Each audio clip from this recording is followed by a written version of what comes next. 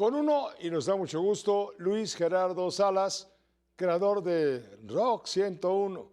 Usted la conoció y si no la conoce, pues él nos lo va a recordar.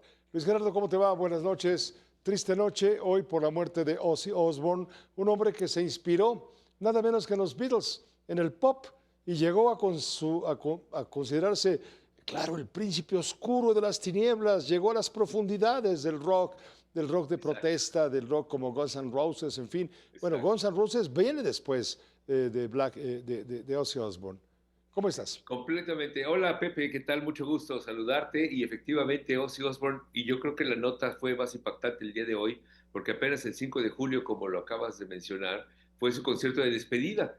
Y él decía que se despedía de los conciertos, pero que iba a seguir produciendo discos.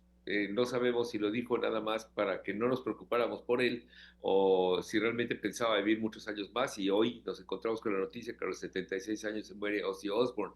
Una cosa que acabas de mencionar muy importante es que Ozzy comienza a hacer su carrera musical del lado de Geezer Butler, que es uno de los principales fundadores de este movimiento de hard rock, que en aquel entonces no se conocía ni como hard rock ni como heavy metal, sino simplemente era una variación distinta en la música que estaban haciendo los Beatles desde Liverpool y los Rolling Stones desde Londres, inspirados en el blues norteamericano.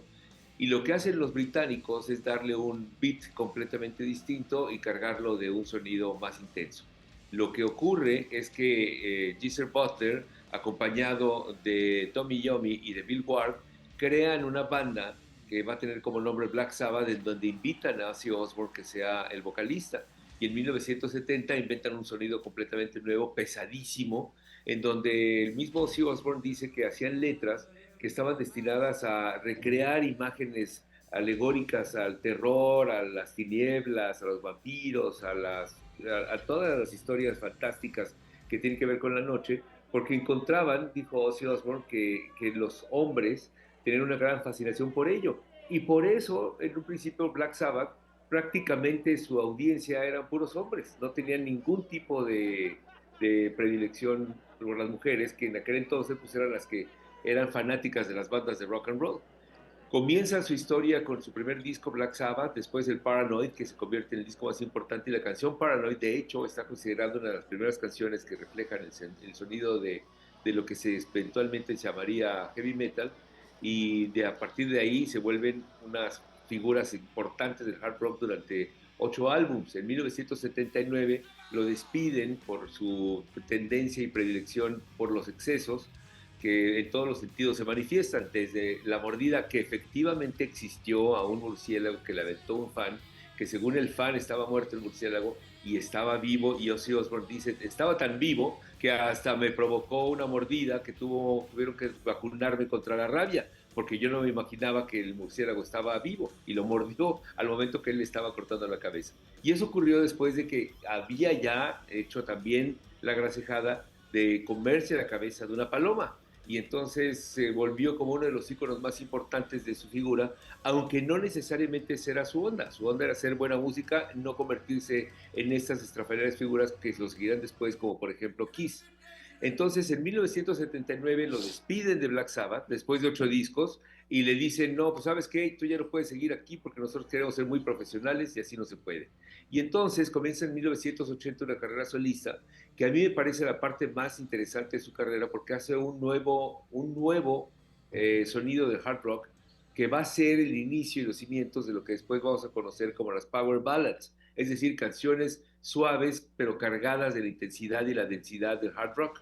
Y entonces comienza a hacer unos discos buenísimos, de los Era cuales muy el tenebroso, Overkill. era tenebroso, ¿no? Le gustaban las películas de horror y se inspiraba en ello para tocar, en fin, muy cuando duro. estuvo, como estuvo, cuando estuvo con lo de Black Sabbath, pero cuando empieza su carrera solista se clava más en las baladas del Power Ballad, donde hace unas canciones de rock extraordinarias a partir de 1980 y 13 discos que son buenísimos, como por ejemplo No More Tears, que es uno de los discos que son más reconocidos en la década de los 80s, 90s, y de los 13 discos que hace como solista, que tuvo más discos como solista que con Black Sabbath, 7 se convierten en discos maravillosos para más de 100 millones de álbumes vendidos.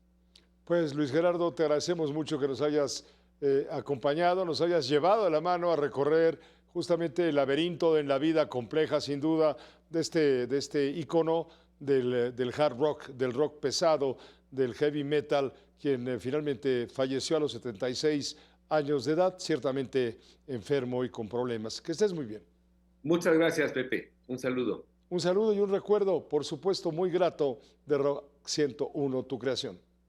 Gracias. Un Gra- saludo y, por supuesto, Ozzy Osbourne, buena música. Claro que sí, excelente música, lo escucharemos esta noche para recordarlo. Que estés bien. Luis Igual. Gerardo Salas de Rock 101.